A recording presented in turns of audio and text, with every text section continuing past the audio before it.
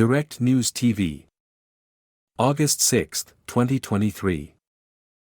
In scorching, earthquake-ravaged Hatay, water shortages lead to illnesses. Istanbul, Turkey. On a dusty patch of land on the outskirts of Antakya, southern Turkey, hundreds of people who survived February's earthquakes now queue for water under the scorching sun.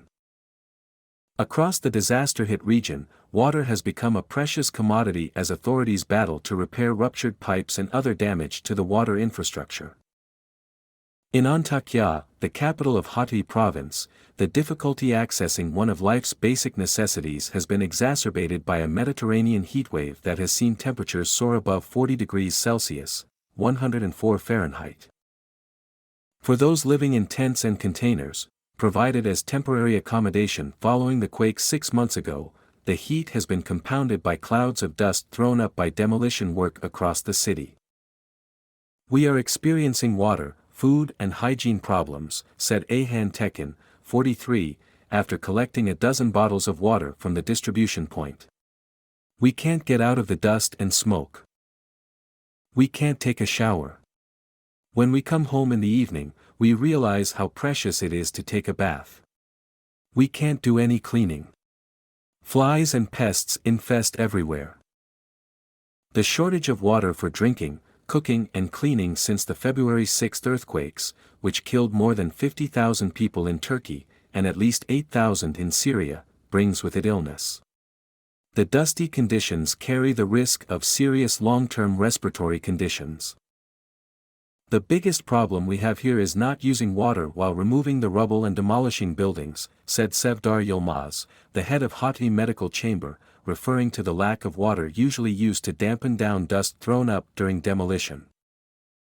"This will cause many diseases in the future. Eye complaints, throat complaints and complaints, such as coughing and shortness of breath, are already common. In the future, disorders such as asthma are expected to rise, while the incidence of longer-term diseases such as lung, throat and laryngeal cancers are expected to rise. The immediate issues, however, have been illnesses, such as diarrhea, due to a lack of hygiene," Yilmaz said. "Inspections are not carried out adequately in places where communal meals are eaten," he added. "We have seen people who eat at some of the same places get symptoms of poisoning." While handing out bottled water has been a short-term fix, the pressing necessity is providing drinkable mains water. Hatay Municipality's Water and Sewage Agency, HATSU, has come under criticism, including from locals who have complained that they still have to travel long distances to collect bottled water. The authorities, however, said they were overwhelmed with infrastructure projects and that the widespread destruction, movement of people, lack of funding and dwindling outside help were factors standing in their way. "We are working with a workload more than 12 times greater than before the earthquakes," HATSU General Manager Iqbal Polat said. "The city has infrastructure and water problems. Even though HATSU is an earthquake-affected institution, it still works. I understand the reaction, problems and anger of the people of Hatay. There are shortcomings but we are doing our best." Polat pointed to the agency's lack of income as a result of its reduced customer base since the quakes, as well as the strain of laying pipes to supply container and tent cities, as among the major problems it faces.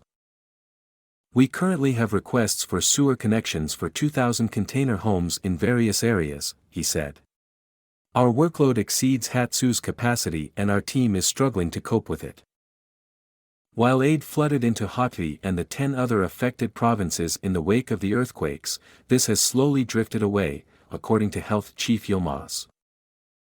Some 110 municipalities from outside the earthquake zone sent manpower and supplies initially but only 30 are still helping, he said. "It is not possible for Hatay Metropolitan Municipality to do this job alone.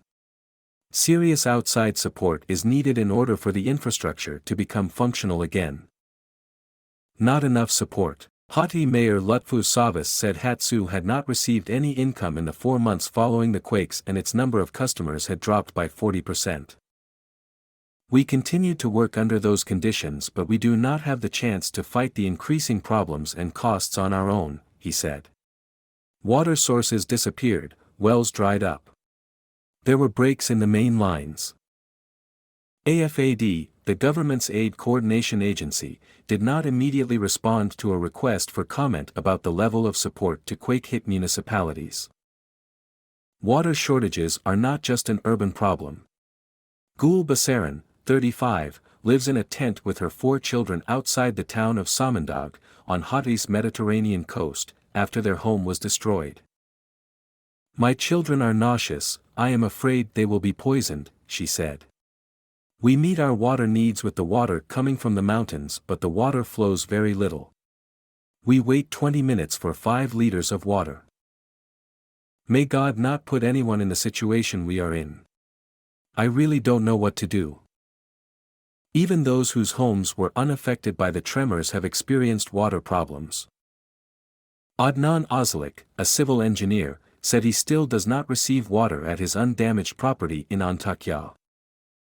"There is a call, for people, to return to Hatay, but there is no water. How can they return?" he said.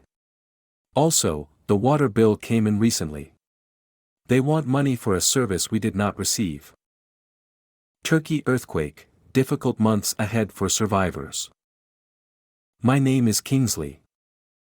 Please like, share, subscribe and hit that notification bell so you can be the first to be notified whenever we post. You won't regret it.